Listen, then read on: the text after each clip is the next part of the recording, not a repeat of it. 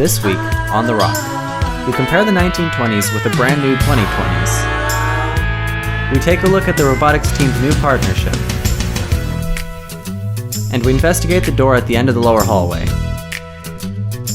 All that and more this week on The Rock.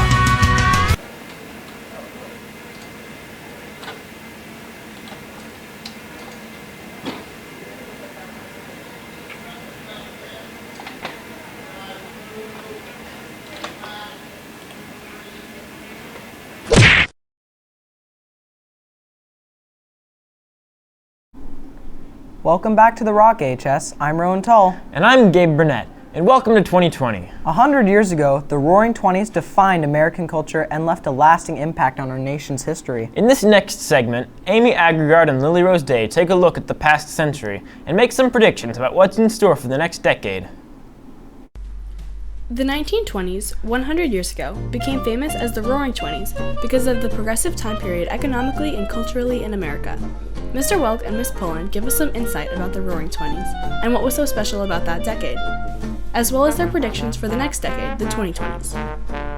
People kind of mischaracterize the 1920s as this period of great growth. We look at flapper culture and the speakeasy, and that tends to be sort of the misassumption. But also the United States, there were people returning from World War I, and a massive change in culture in terms of industrialization and urbanization. We really start to see the growth of cities.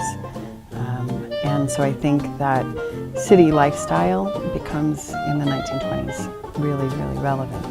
Economically, it appeared to be a time period in which people were pretty well off, that people were investing, making money, they had jobs, but deep down, underneath all of that, really was a country that was showing signs of collapse.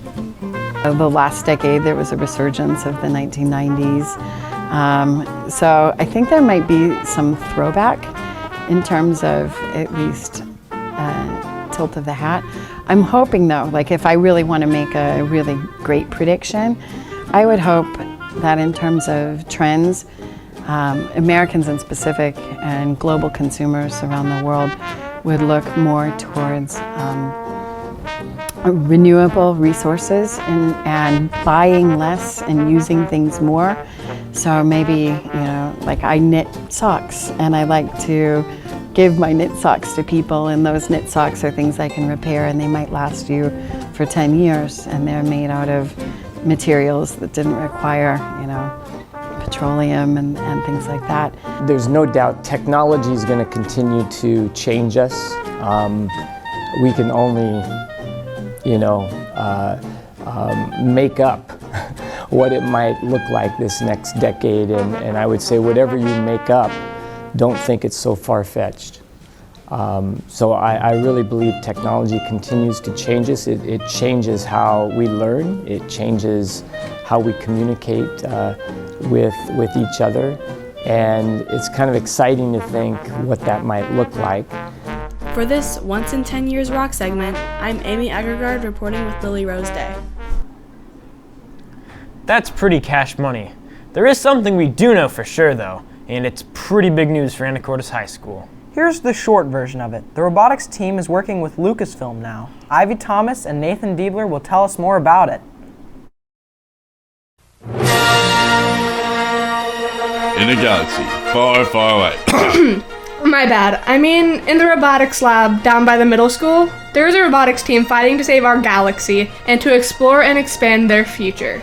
Here's the Supreme Leader, Casimir Fitch, to tell you about her Imperial troops. First Robotics is an international organization that is designed to teach critical thinking and engineering concepts to kindergarten through high school students. I'm very excited this year because Star Wars is sponsoring the First Robotics competition this year, and they are partnering to show the students this year just what they are capable of doing, and that there are real life robotics applications outside of industry, and you can go into entertainment with it, and they're really encouraging the next wave of intelligence to come through.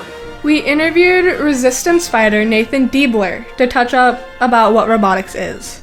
The robotics team is more like a family to me because everyone has different skills, everyone has different opinions, but it all comes together to make one amazing product. Robotics isn't just about building robots and selling them to a competition. It's also about marketing, business relations, graphic design, and then of course there's the CADing side where people build, weld, and program robots. What I do on the team affects what I'm going to do after I graduate high school, because I do graphic design and media and social networking on the team. So another really great thing about FIRST Robotics is there are $80 million worth of scholarships available. So we do encourage all of our students, especially those interested in college or the trade schools, apply to those scholarships. There's a lot of money out there for you. Reporting from the Rock at AHS, I'm Ivy Thomas, and may the force be with you, Team 3238. So that is pretty big news. If that spiked any interest, there is a robotics meeting today at 5 o'clock in the robotics lab by the middle school. So I'm excited to see what comes of it. For now, though, we've got a question to answer. Why can't we just use the north door during school hours? Yeah, what's it there for? Why is it closed before school now? Why is it even there? Luckily, Kai Wallace and Wyatt Severin have the answers for us. I'm Kai Wallace, and behind me is the north door. For about the first 4 months of the school year, the north door has served as an obstacle for students going to and from their PE classes and cars.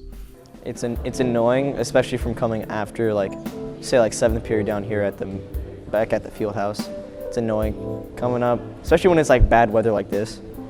With the door locking 1 minute after school begins, this makes it impossible to enter. Unless, of course, you're let in by a fellow student, which goes against the exit-only sign posted next to the door, stating not to open it for anyone. It's hard to knock on the door, and if there's no one there, you're kind of screwed, so you have to walk all the way around, and then you get drenched, and everyone's miserable. Recently, the exit-only sign has been joined by a notice for students to use the sky bridge during passing periods, further putting off the north door's use, and signaling the next wave of opening facilities. The north door was never really made to be a permanent access point for students. It just happened to become one because the west side building wasn't finished. Especially once we have the west side open, you're going to find that the need of that door for regular entry point is minimized by a lot. This raises the question, would it be faster to use the north door over the sky bridge? I think it all depends on your location, like anything. I mean, that's in terms of if you had a room that was right there, like Mrs. Bloom's room, yeah, you're gonna get to class faster. It just depends where you're going. In the meantime, please use the sky bridge and avoid letting people in through the north door, because there was one point that most agreed on. You want to minimize the amount of entry points to any building. And so the more entry points, then the less secure any building is. You have to think of safety over accessibility, because we have unlocked doors all around the school too. But especially that one where it's at a weird part of the school where it's unsupervised. It is dangerous to keep unlocked, but accessibility kind of is not the best. Be on the lookout, for our surroundings of who's coming in, because I think students see the best. I think that locking the door is sadly a reasonable thing. It makes sense that that's what they want to do. I just don't like it all the same. At least partly. From the Rock at AHS, I'm Kai Wallace. I'm glad we finally had that question answered. I know, Gabe. And if you happen to have any other questions, email them to therock@asd103.org. I'm Rowan Tull. And I'm Gabe Burnett. And have a great day, AHS.